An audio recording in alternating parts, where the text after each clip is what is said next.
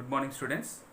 In this video I am going to explain the course COSM, which is prescribed to JNTH, CSC and IT students, which is given in the second year first semester. So this is the lecture 2. In the lecture 1 already I explained about the COSM course, the 5 units, introductions, and the unit wise the concepts, what are there, we are going to learn. All those things I explained in the lecture 1. In the lecture 2 I started unit 1. In the unit 1, topic A is probability. According to your syllabus, the first topic is probability. In that one I am going to explain the topics. Okay, right. Before going to learn the concepts of the probability, first of all we have to know something about the experiment. What is an experiment? An experiment is a physical action or process whose results are observed and noted. It may result in 2 or more outcomes. That means an experiment is a physical action. Okay, something is done, compulsory there is a outcome results you will get. So that is an experiment. So that's why we are defined. An experiment is a physical action or process whose results are observed and noted. It may result in 2 or more outcomes. The example for the experiment is tossing a fair coin is an experiment. Rolling an unbiased die is an experiment. Okay, so these are all examples of an experiment. Throwing a stone upward vertically is also an experiment. Okay, so depending on this experiment, we divided the experiments in 2 types. First one is deterministic or predictable experiment. For example, when a stone is thrown vertically upward, what has happened? We know the result and compulsory that will happen. Okay, so that is predictable. We can predict when a stone is thrown vertically upward, compulsory it will fall down. That is in that experiment we know the result, what has happened. Okay, so that is predictable experiment. There is another example is adding 2 numbers. We know what has happened when 2 numbers will add. For example, 2 plus 3 is a number. If we add the 2 numbers, we know what is the outcome results. So that type of experiments we call the predictable experiments. Another type is undeterministic or random experiment. Now this is the very important one for us. To study the probability, always we will use this term random experiment. Okay, so deterministic or random experiment is another type of experiment. I will explain clearly what is a random experiment. Okay, tossing a coin, throwing a die, lifetime of human being. These are all random experiments. Why I am telling these are the random experiment? Tossing a coin. If you do this experiment in the same identical condition, this experiment results, we know outcome results what you will get, but we are not able to predict prior to the experiment that what is the exact outcome you will get.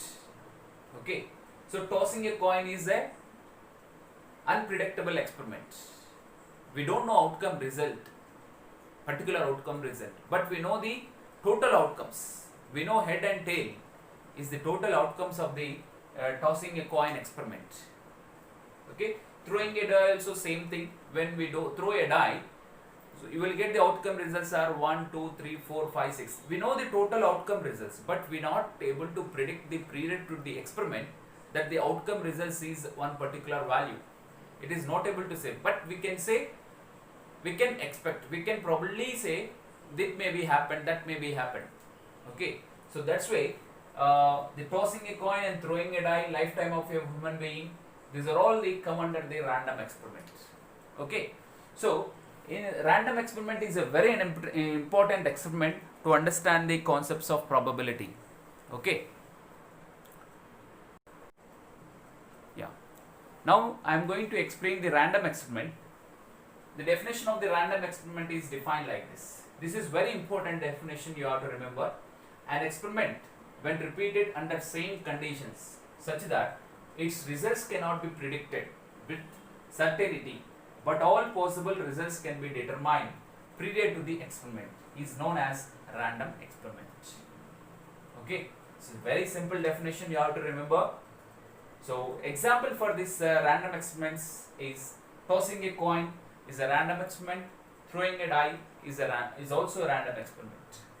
Okay, now after completion of this one, you have to learn the sample space. What is the sample space, how it is defined, that I am going to explain.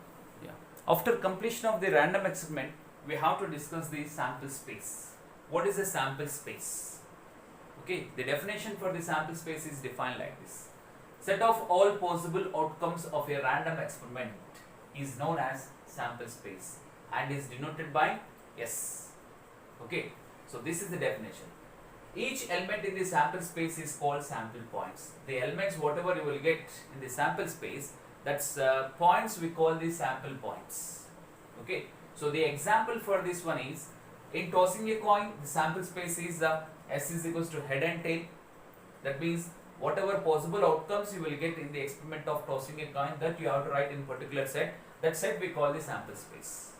Okay, in tossing two coins or a coin tossed twice, then the sample space you will get head head head tail, tail head tail tail.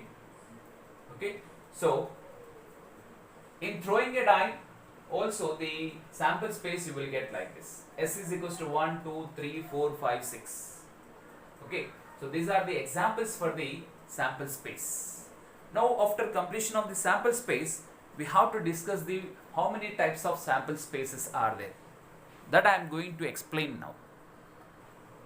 Now the sample spaces are two types.